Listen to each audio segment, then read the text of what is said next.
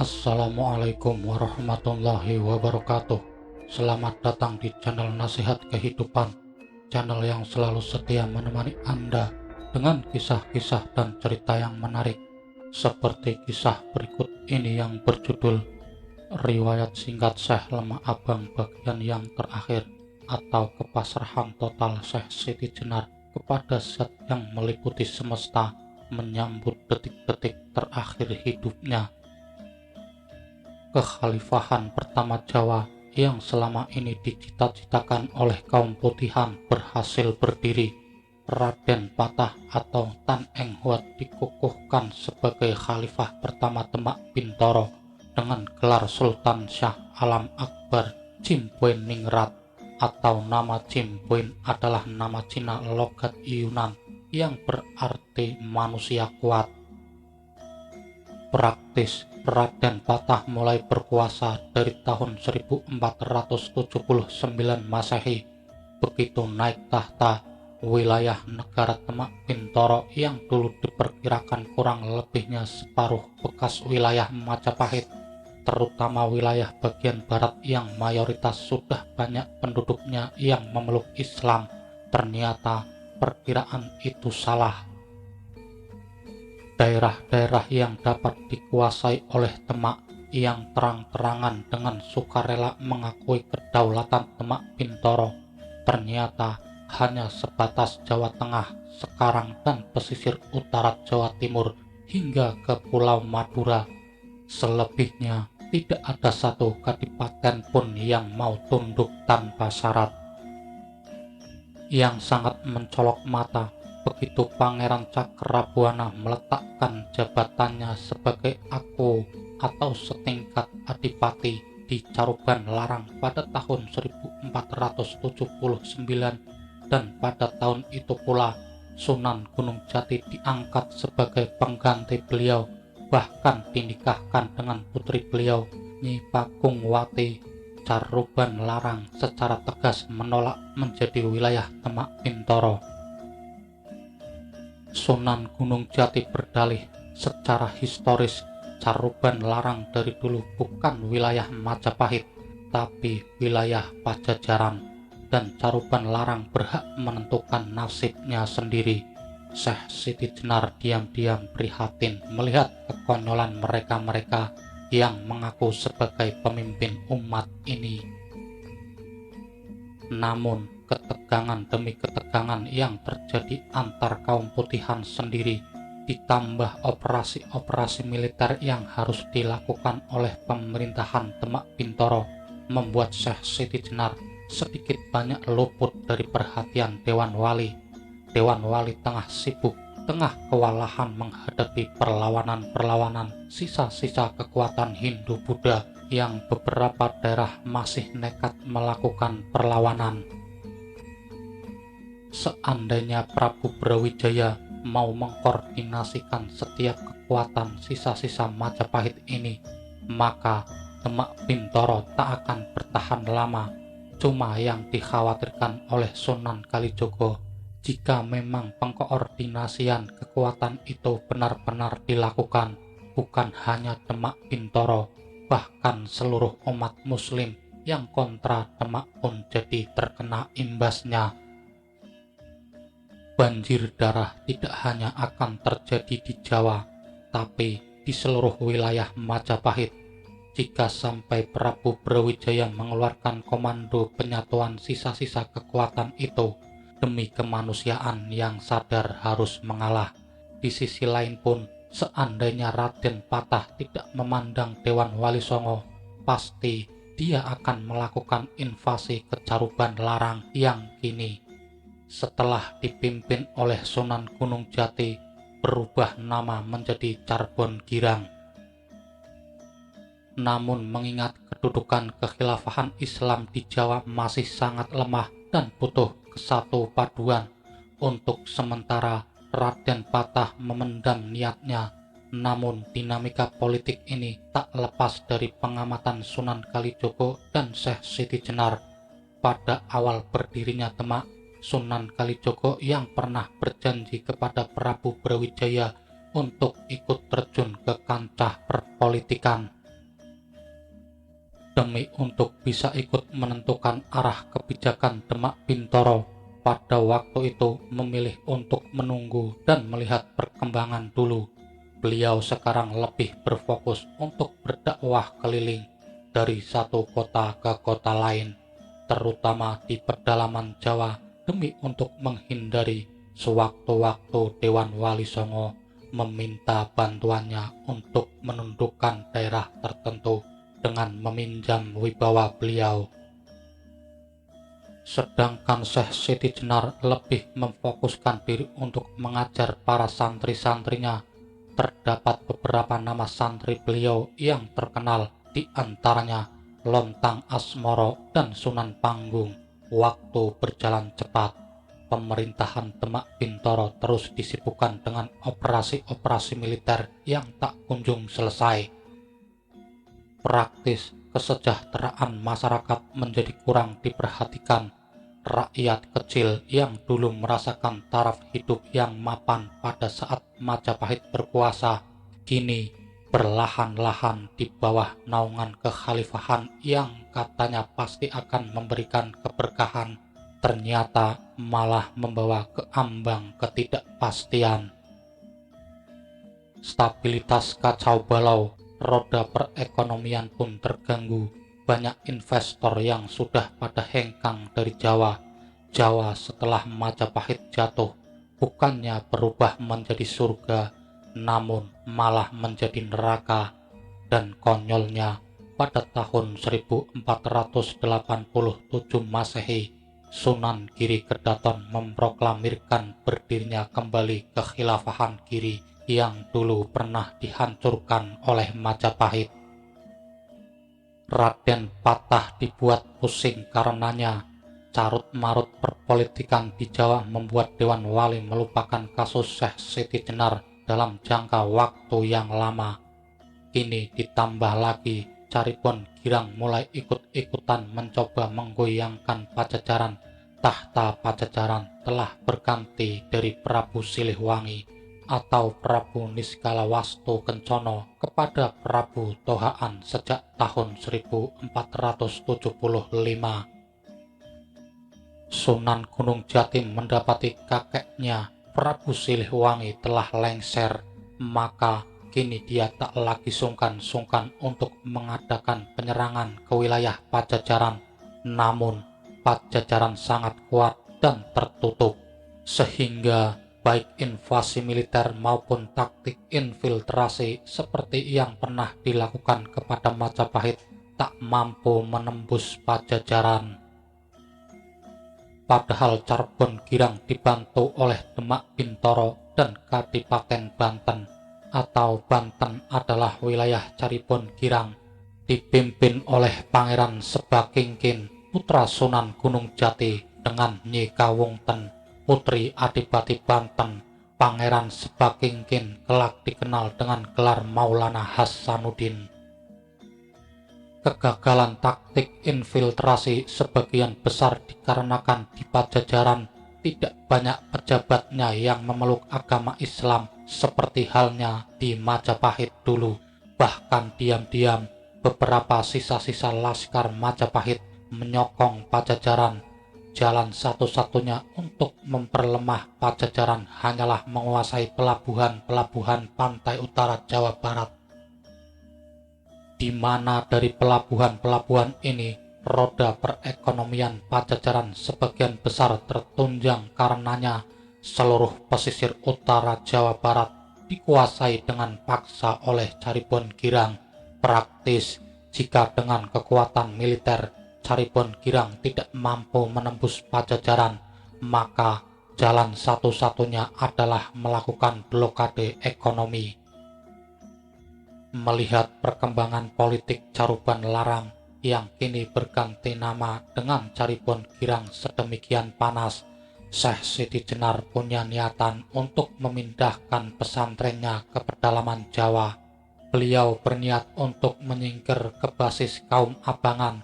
Caripon Girang hendak beliau tinggalkan, namun Syekh Siti Jenar bukanlah tokoh yang dekat dengan kekuasaan seperti halnya Sunan Kalijogo. beliau kesulitan melobi hunian baru untuk tempat kepindahan pesantrennya. Seandainya beliau tidak memikirkan nasib para pendukungnya, bisa saja beliau meninggalkan Jawa. Namun, itu bukan watak orang yang sudah tercerahkan. Menginjak awal tahun 1490 Masehi, ketika Pajajaran diperintah oleh Sang Raja Jayadewata pada tahun 1482 sampai 1520 Masehi, Ki Ageng Kebo Kenongo atau yang terkenal dengan gelar Ki Ageng Pengging, penguasa daerah Pengging atau sekitar Surakarta, Jawa Tengah sekarang, yang masih berusia 21 tahun, sangat muda, diam-diam menawarkan daerah Pengging sebagai tempat hunian baru kepindahan pesantren beliau. Mendengar hal itu, Sunan Kalijogo yang pernah mendapat amanah agar menjaga terah Pengging dan terah Tarub dari Prabu Brawijaya segera memperingatkan Syekh Siti Jenar agar menolak tawaran tersebut, mengingat penguasa Demak Bintoro masih menganggap terah Pengging adalah bahaya laten bagi Demak Bintoro. Karena memang sesungguhnya tahta Majapahit harus jatuh ke terah Pengging, bukan ke Raden Patah. Jika sampai pemerintah Demak tahu ada hubungan khusus antara Syekh Siti Jenar dengan Pengging, dapat dipastikan Syekh Siti Jenar maupun Ki Ageng Pengging akan dicurigai tengah membangun kembali kekuatan politik Majapahit. Syekh Siti Jenar yang memang tidak paham peta politik Jawa segera mempertimbangkan akan hal itu, dan segera beliau menolak tawaran Ki Ageng Pengging yang masih muda tersebut. Namun Syekh Siti Jenar tidak bisa mengelak untuk menyukai sosok Ki Ageng Pengging yang walaupun masih muda namun sangat tinggi kedalaman spiritualitasnya. Syekh Siti Jenar dibuat kagum karenanya. Tidak hanya beliau, Sunan Kalijogo pun juga mengagumi pemuda ini. Walau terpaut usia yang cukup jauh, Syekh Siti Jenar tak segan-segan mengajak Ki Ageng Pengging berdiskusi masalah spiritualitas. Walaupun Ki Ageng Pengging pemeluk Siva Buddha dan Syekh Siti Jenar pemeluk Islam, tapi pada ujung-ujungnya esensi spiritualitas yang mereka dalami adalah sama. Seringkali Syekh Siti Jenar memeluk Ki Ageng Pengging dengan penuh kasih. Beliau sudah menganggap pemuda ini adalah anaknya sendiri, tiada beda dengan Syekh Datuk Pardun, putra Syekh Siti Jenar sendiri. Begitu juga Ki Ageng Pengging juga sudah menganggap Syekh Siti Jenar seolah-olah seperti ayah kandungnya. Maklum, Adipati Handayaningrat IV, ayah kandung Ki Ageng Pengging, memang sudah wafat. Kedekatan Ki Ageng Pengging dengan Syekh Siti Jenar menarik minat Ki Ageng Tingkir, Ki Ageng Ngerang, dan Ki Ageng Putuh, sahabat-sahabat Ki Ageng Pengging, untuk berguru kepada Syekh Siti Jenar. Di sini perlu diperjelas, yang menjadi murid Syekh Siti Jenar sebenarnya adalah Ki Ageng Tingkir, Ki Ageng Ngerang, dan Ki Ageng Putuh. Sedangkan Ki Ageng Pengging, walau dekat dengan sang Syekh, tapi tetap memeluk Siva Buddha. Hubungan yang indah antara sahabat, ayah angkat, murid, dan guru ini memang seringkali menimbulkan salah pengertian. Kelak Ki Ageng Putuh dan Ki Ageng Ngerang terkenal dengan gelar Sunan Putuh dan Sunan Ngerang, murid-murid Syekh Siti Jenar. Namun gerak-gerik Ki Ageng Pengging senantiasa dimonitor oleh mata-mata Demak Bintoro. Laporan kedekatan Syekh Siti Jenar dengan Ki Ageng Pengging telah masuk ke hadapan Raden Patah, Sultan Demak. Hal ini perlu diwaspadai. Sebagai seorang pemimpin politik tertinggi Demak, mau tak mau Raden Patah harus mencurigai kegiatan Ki Ageng Pengging, dan laporan serupa sampai juga ke Khalifahan Giri. Sunan Giri walau telah menjabat sebagai Sultan Giri, namun masih tetap juga menjabat sebagai pemimpin Dewan Wali Songo. Kerancuan ini otomatis membuat Demak Bintoro, walau bukan wilayah Giri Kedaton, namun mau tak mau harus tetap tunduk pada fatwa-fatwa Sunan Giri, dan fatwa-fatwa Sunan Giri sangat tipis bedanya dengan perintah-perintah beliau sebagai seorang sultan. Kalau direnungkan kembali, sebenarnya Raden Patah tidak memiliki wewenang yang sesungguhnya sebagai Sultan Demak. Hal inilah yang memicu kelak di kemudian hari, pada masa sesudah kekhalifahan Demak jatuh, banyak penguasa kekhalifahan Jawa yang berusaha menyerang Giri Kedaton dengan kekuatan militer.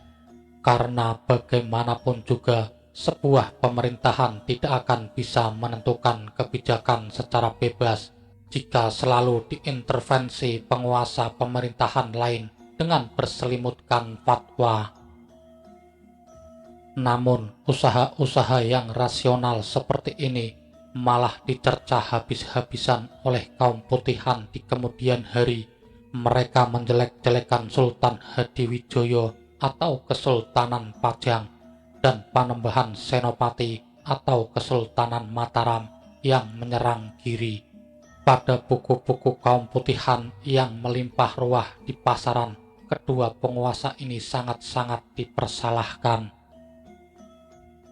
Kelak pada tahun 1679 Masehi, pada saat Kesultanan Mataram diperintah oleh Sunan Amangkurat II, Giri Kedaton berhasil dihancurkan. Perkembangan hubungan antara Syekh Siti Jenar dengan Ki Ageng Pengging terus diawasi oleh Kesultanan Demak Bintoro dan Kesultanan Cirebon.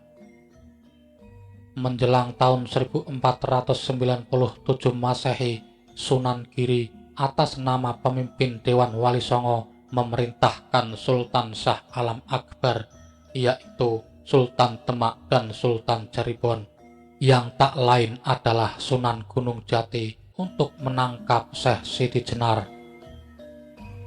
Pemerintahan Demak dan Cirebon merespon perintah Dewan Wali tersebut. Sultan Demak segera menitahkan Sunan Kudus, Senopati Agung Demak Bintoro, untuk pergi ke Cirebon Girang, membawa pasukan sebanyak 700 orang untuk menangkap Syekh Siti Jenar.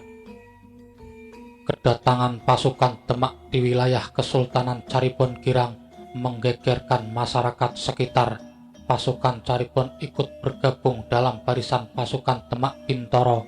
Pasukan gabungan ini lantas menuju pesantren Grendasawa, di mana Syekh Lemah Abang atau Syekh Siti Jenar bermukim. Para santri geger melihat kedatangan pasukan gabungan ini. Seluruh santri diultimatum untuk meninggalkan area pondok pesantren, namun perlawanan terjadi. Perlawanan yang tak seberapa, namun jatuh juga korban di pihak santri Syekh Siti Jenar. Pondok pesantren Grendasawa dikepung ketat. Setelah pasukan Demak Bintoro dan Cirebon berhasil menguasai keadaan, Sunan Kudus Senopati Demak Bintoro segera masuk ke dalam agung, di mana Syekh Siti Jenar tinggal. Kedua ulama yang berseberangan ini bertemu dalam situasi tegang. Sunan Kudus dengan menunjukkan surat perintah dari Sultan Demak meminta Syekh Siti Jenar bersedia ditangkap. Syekh Siti Jenar dengan tenang menyatakan kesediaannya untuk ditangkap.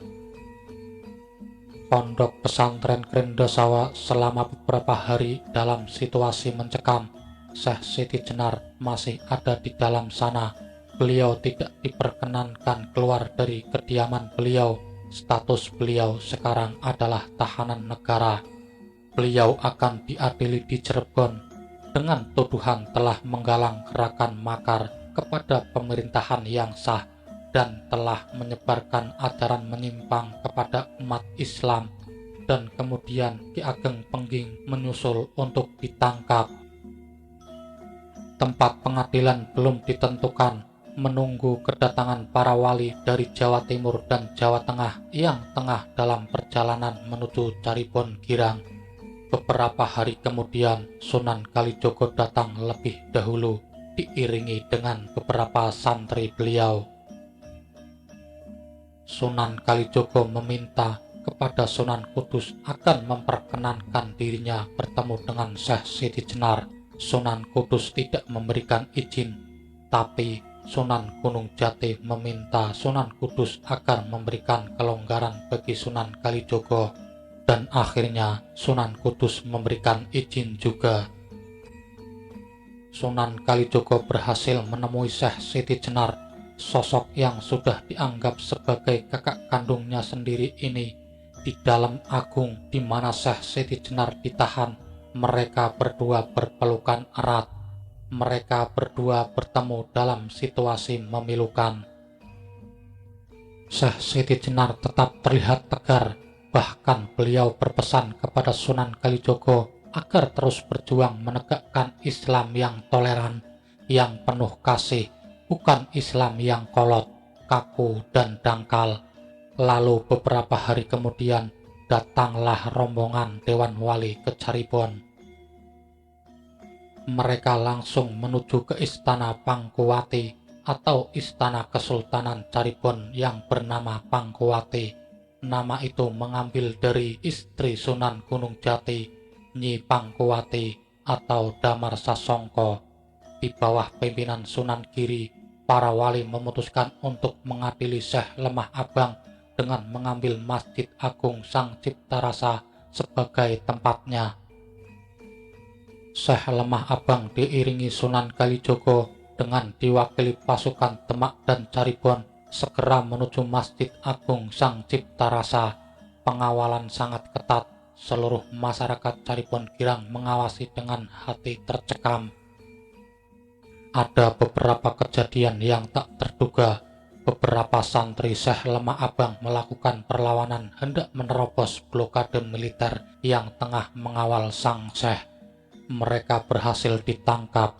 Syekh Lemah Abang di tengah kerumunan pasukan dan masyarakat yang hendak menyaksikan segera memerintahkan agar seluruh santrinya tenang dan ridho.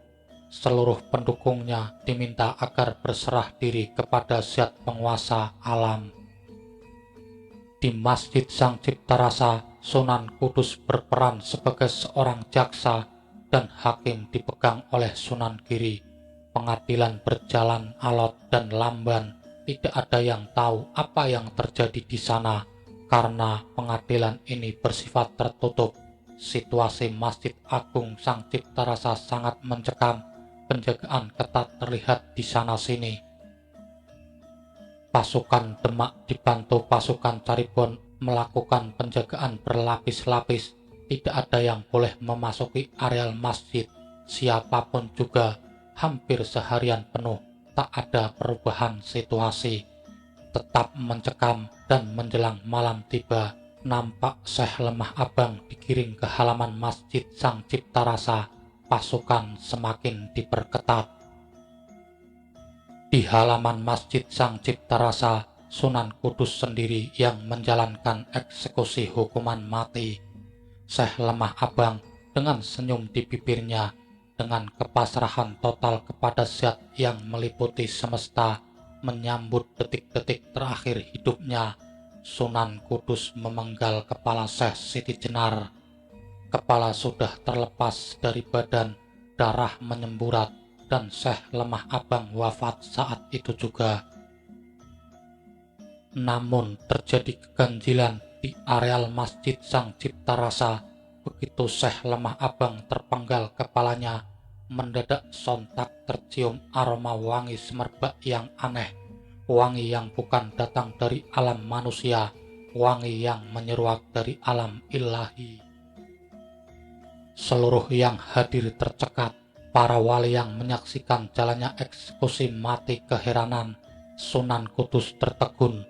Para pasukan yang bertugas sebagai penjaga pelaksanaan eksekusi miris dan ketakutan. Bahkan lamat-lamat para wali melihat samar dan halus. Di tengah-tengah darah yang menggenang di sekitar jasad Syekh Siti Jenar, lamat-lamat muncul 4 huruf yang jika dibaca akan berbunyi Allah.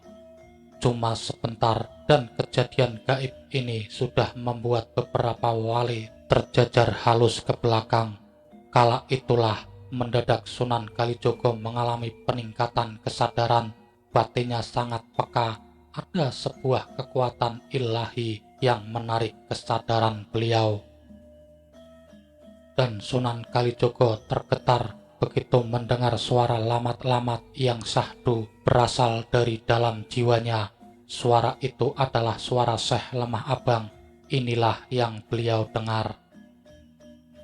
Kinanti satu wau kang mruweng don luhung atilar wasita jati emanungsa sesa-sesa mungguh ing jamaning pati ing reh pepuntoning tekad santo-santosaning kapti, yang artinya dari yang sampai kepada jalan agung meninggalkan pesan sejati.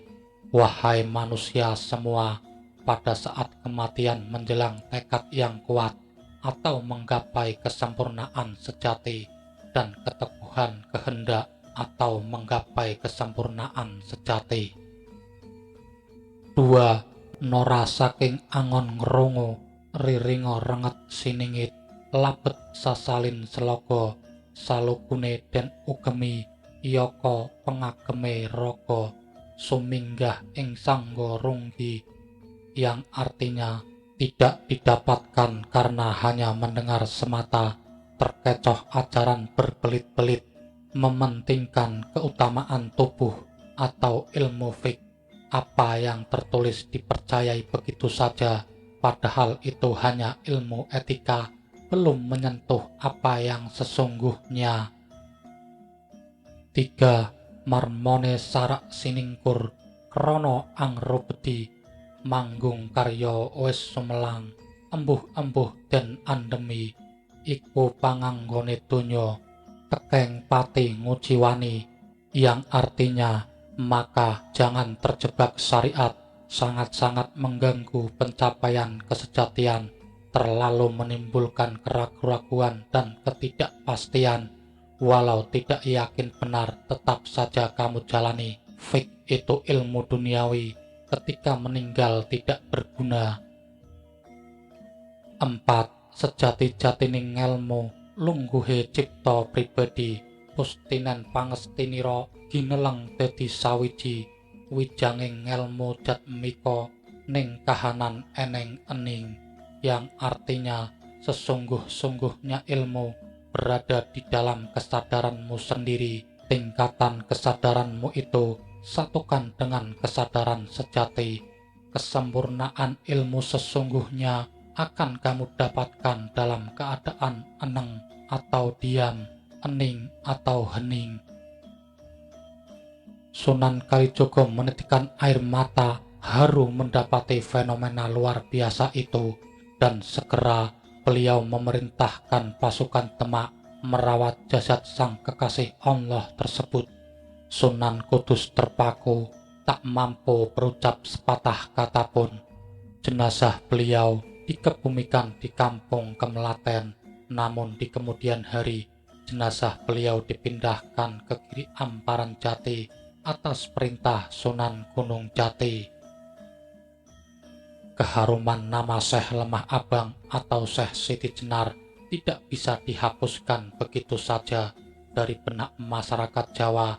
Walaupun demikian hebat fitnahan yang dilancarkan kepada beliau sesudah beliau wafat, namun bagi masyarakat Jawa, diam-diam Syekh Siti Jenar tetap sebagai tokoh agung.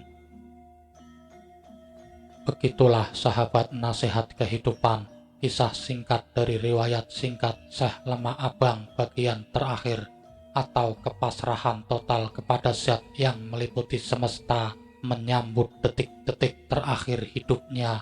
Sampai berjumpa lagi di kisah dan cerita-cerita menarik lainnya. Wassalamualaikum warahmatullahi wabarakatuh.